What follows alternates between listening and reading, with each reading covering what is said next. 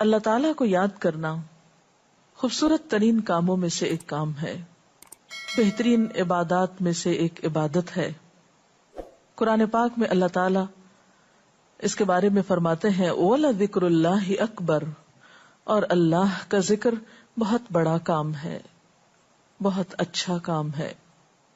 حقیقت یہ ہے کہ انسان جس چیز سے محبت کرتا ہے اس کو ضرور یاد کرتا ہے، اس کا ذکر کرتا ہے، دل ہی دل میں بھی اور زبان سے بھی، کیونکہ جس چیز کی محبت انسان کے دل میں ہوتی ہے وہ چیز زبان پر آ کر رہتی ہے۔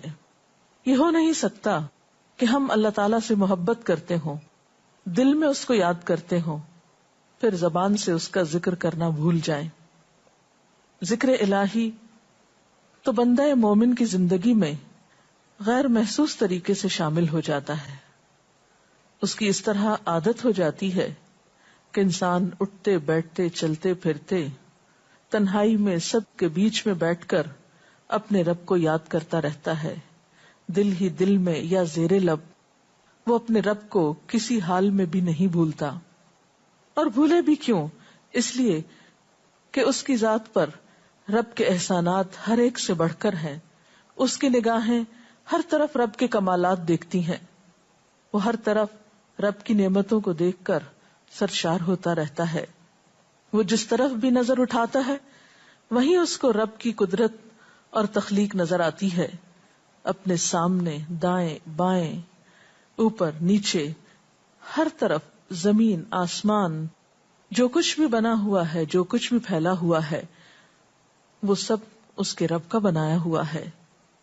پھر وہ اس رب کو کیسے بھلا سکتا ہے؟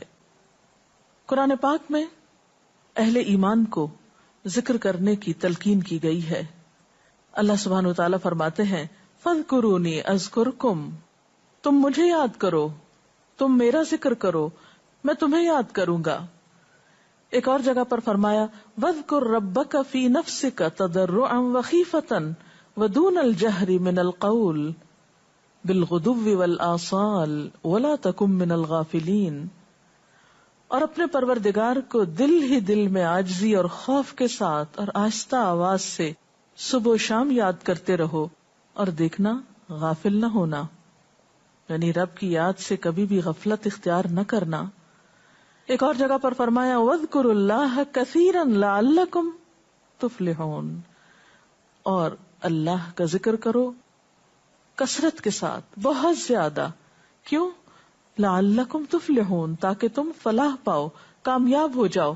اس سے پتہ چلتا ہے کہ اللہ تعالیٰ کو یاد کرنا کامیابی کی علامت ہے، اللہ کے ذکر میں کامیابی کی ضمانت ہے۔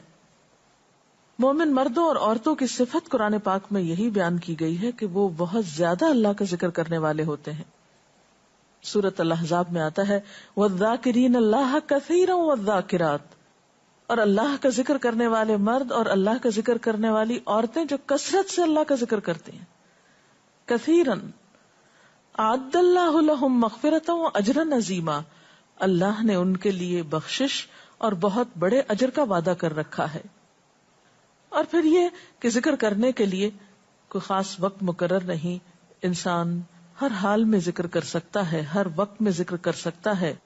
نبی صلی اللہ علیہ وسلم کے بارے میں آتا ہے کان یذکر اللہ فی کل احیانہ، آپ ہر وقت میں، یعنی ہر قسم کے وقت میں، دن میں یا رات میں، صبح میں یا شام میں اللہ کا ذکر کیا کرتے تھے۔ حدیث پاک میں آتا ہے، حضرت ابو موسیٰ اشعری سے روایت ہے مثل الذی یذکر ربہ والذی لا یذکرہ مثل الحی والمیت، رواہ البخاری۔ آپ صلی اللہ علیہ وسلم نے فرمایا اس شخص کی مثال جو اپنے رب کا ذکر کرتا ہے زندہ انسان کی طرح ہے، اور اس کی مثال جو اپنے رب کا ذکر نہیں کرتا مردہ شخص کی طرح ہے۔ گویا ذکر کرنے والا اور نہ کرنے والا، ان دونوں کے درمیان اتنا ہی فرق ہے جتنا ایک زندہ اور مردہ انسان میں فرق ہوتا ہے۔ اور یہ فرق کتنا بڑا ہے، یعنی انسان تو وہی ہوتا ہے لیکن زندہ انسان میں اور مردہ انسان میں زندگی اور موت کا فرق ہے۔ بالکل اسی طرح جو شخص اپنے رب کو یاد کرتا ہے، اس کا ذکر کرتا ہے، اس کے اندر ایک زندگی ہے، اس کے اندر ایک خاص خوشی ہوتی ہے، اطمینان ہوتا ہے. اور وہ جو نہیں کرتا اس کا دل مردہ ہوتا ہے، اس کے اندر زندگی کی کوئی امنگ نہیں ہوتی. ایک اور حدیث میں آتا ہے، نبی صلی اللہ علیہ وسلم نے فرمایا، اللہ تعالیٰ فرماتا ہے میں اپنے بندے کے خیال کے مطابق ہوتا ہوں یا خیال کے ساتھ ہوتا ہوں. جو خیال وہ میرے بارے میں رکھتا ہے میں اسی کے مطابق اس کے ساتھ معاملہ کرتا ہوں، اور میں اس کے ساتھ ہوتا ہوں جب وہ مجھے یاد کرتا ہے. گویا ذکر کرنے والے اللہ کی مدد کے مستحق ہوتے ہیں، یعنی اللہ ایسے بندوں کے ساتھ ہوتا ہے جو ذکر کرتے رہتے ہیں. اگر وہ مجھ کو اپنے دل میں یاد کرتا ہے تو میں بھی اس کو اپنے دل میں یاد کرتا ہوں، اور اگر وہ مجھے کسی جماعت میں بیٹھ کے یعنی کسی گروپ میں یعنی پبلک میں بیٹھ کے یاد کرتا ہے تو میں اس کو اس سے بہتر جماعت میں یاد کرتا ہوں، یعنی فرشتوں کی جماعت میں یاد کرتا ہوں. تو گویا فاذکرونی اذکرکم، تم مجھے یاد رکھو میں تمہیں یاد رکھوں گا. تو جو شخص بھی یہ چاہتا ہو کہ اللہ تعالیٰ اس کو یاد رکھے، اس کی مشکل میں اس کی مدد کرے، تو اس کے لیے کیا ضروری ہے کہ پھر وہ ذکر کرتا رہے. اور ذکر تمام عبادات کو خوبصورت بناتا ہے. مثلا روزہ رکھنا ایک عبادت ہے، لیکن جس روزے میں ذکر الہی ہو اس کا اجر و ثواب کئی گنا بڑھ جائے گا. حج ایک عبادت ہے بذات خود، حج کا سفر ایک عبادت ہے، لیکن اس سفر میں انسان اگر ذکر الہی کرتا رہے تو اسی حج کا ثواب کئی گنا بڑھ جائے گا. اور نماز تو سراسر ہے ہی اللہ کی یاد کا نام. اقم الصلاۃ لذکری، نماز قائم کرو میری یاد کے لیے. اللہ کے ذکر کا بہترین طریقہ ہے. ایک اور موقع پر آپ صلی اللہ علیہ وسلم سے جب یہ پوچھا گیا کہ سب سے اچھی نماز کس کی، سب سے اچھا روزہ کس کا، سب سے اچھا حج کس کا، سب سے اچھا مجاہد کون، تو آپ صلی اللہ علیہ وسلم نے ہر بار یہی جواب دیا کہ جو اپنے ان کاموں میں ذکر الہی کثرت کے ساتھ کرے. اور ذکر کرنے والے ہر میدان میں آگے نکل جاتے ہیں. حدیث پاک میں آتا ہے نبی صلی اللہ علیہ وسلم نے فرمایا مفردون سبقت لے گئے. لوگوں نے پوچھا کہ یہ مفردون کون ہے؟ فرمایا وہ مرد جو کثرت کے ساتھ اللہ کا ذکر کرتے ہیں اور وہ عورتیں جو کثرت کے ساتھ اللہ کو یاد کرتی ہیں. اور یہاں آپ نوٹ کر رہے ہیں خاص طور پر مردوں کے ساتھ ساتھ عورتوں کا ذکر بھی ملتا ہے. حضرت عبداللہ بن بصر فرماتے ہیں کہ ایک شخص نے عرض کیا یا رسول اللہ صلی اللہ علیہ وسلم، بے شک اسلام کے احکام مجھ پر بہت ہیں، یعنی ذمہ داریاں بہت ہیں، کرنے کے کام بہت ہیں. آپ مجھے کوئی ایسی بات بتائیں جسے میں اپنے لیے لازم کر لوں، یعنی میرے لیے آسان ہو اور میں پابندی سے کر سکوں.